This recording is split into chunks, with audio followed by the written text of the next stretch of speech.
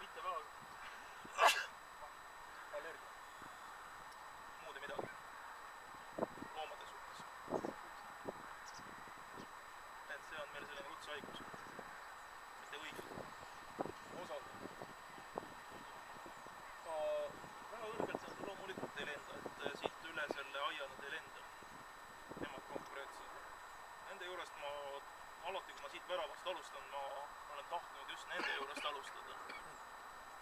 Sest nad on looma jaoks sellise märgilise tähtsuse liik. Ma ei tea, palju te olete varem üldse Tallinna loomaaias käinud? Korduvalt, jah. Palju te nende juures olete peatunud?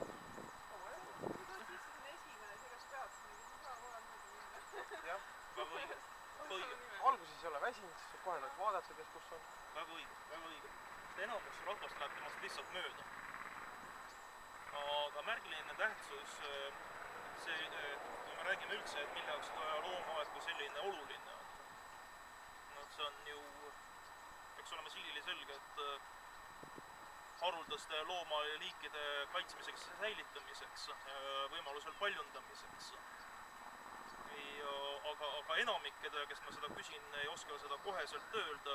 Jah, täna hommikul üks sökkene noormees kohe naks ütles ära, ei olnud mingit küsimust. Aga üldiselt, jah, hakatakse pakkuma mulle igat sorti selliseid ka populaarseid ja huvitavaid asju, et oleks võimalik loomadega tutvuda ja oleks võimalik loomi näha ja nii edasi. See on ka kõik hea. Aga haruldaste liikide paljundamine ja kui me räägime haruldastest, siis on meil lausa eraldi skaalad rahvusvaheliselt välja töötatud, et kes kui haruldane on. Ja nemad konkreetselt asuvad skaala paremas otsas, parempoolses, mitte paremas. Ehk siis nemad asuvad sellises kohas nagu looduslikult välja surnud liik. Ja seda viimased 300 aastat. Vähemalt. Kui pikalt me ei oska seda öelda. Sest esimesed eurooplased nägid ja kirjeldasid neid 18. sajandil. Kui kaua ta ennem seda oli juba olnud looduslikult välja surnud, sest tol hetkel nad paiknesid juba Hiina keisri isiklikus aias. Kuskil mujal enam ei olnud.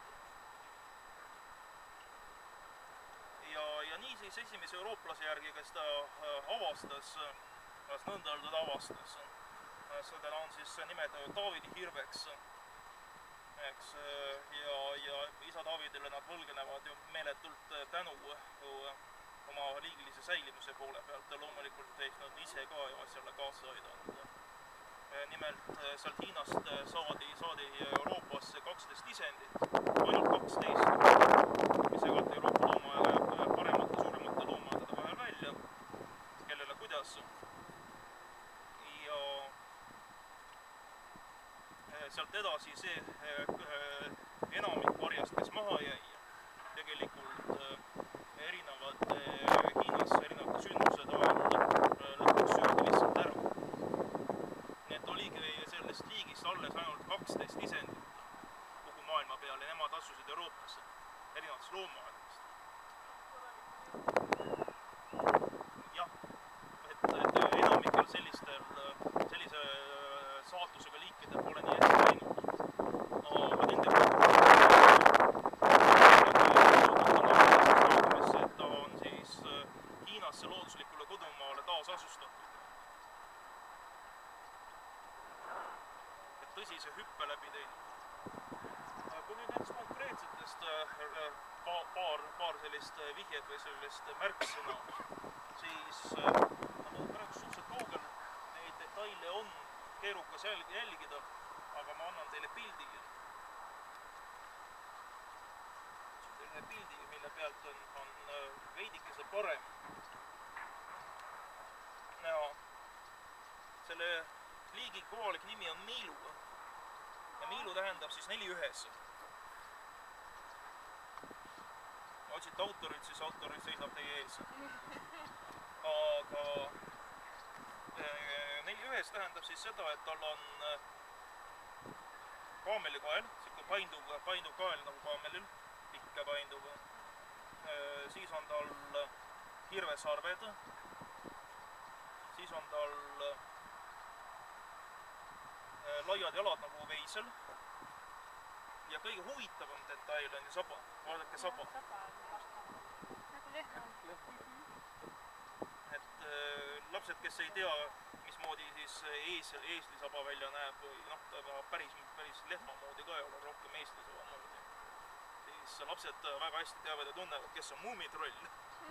Muumitroll on samasugune saba, natuke teist värvi küll, aga põhimõtteliselt. Et siis saab selle näite ära tuua. Legendi kohaselt jah, et kui vanajumal maad ja loomi ja taimi lõi, siis õhtuks varuosade lattu pöördudes leides, et terve hulk osi on kasutamata üle. Siin kastis natukese, teises kastis ja kolmandas ja neljandas ka veel.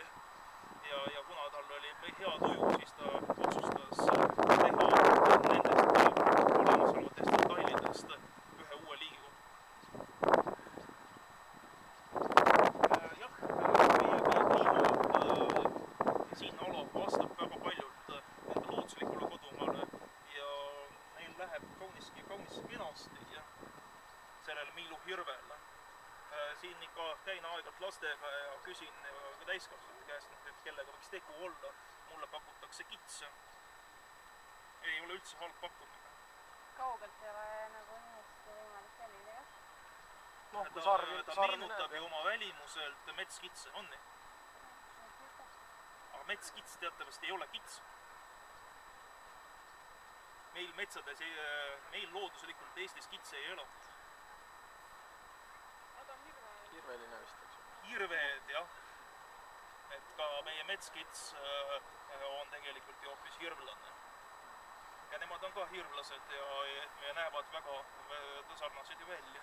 Et täiesti korrektne tähelepanek, et näevad välja nagu kitsed. Aga mõeldes metskits. Ma ei ole kindel, et me täna kitsede juurde jõuame, kuigi meil Tallinna loomajas, aga võib-olla jõuame ka. Tallinna loomajas on ju maailma kõige suurem kitsede kollektsioon ja kitsed on mägede loomad. Oma kehalt kujult hoopis teised kui nemad. Nemad on koostanud sellisel avamaastikul jooksmiseks, tegutsemiseks, kindlasti mitte hüppamiseks ja ronimiseks. Mille puhul on kitsed tõesti maailmameistrid.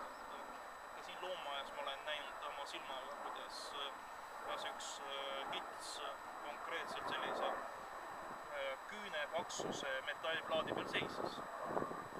Miks mitte? Kits on võimeline mööda püstiloosist kaljut üles minema ja alla tulema, ilma et viga saavad. Meie mägironijad ei küündi poolenigi sellel tasemel, siis nemad lähevad.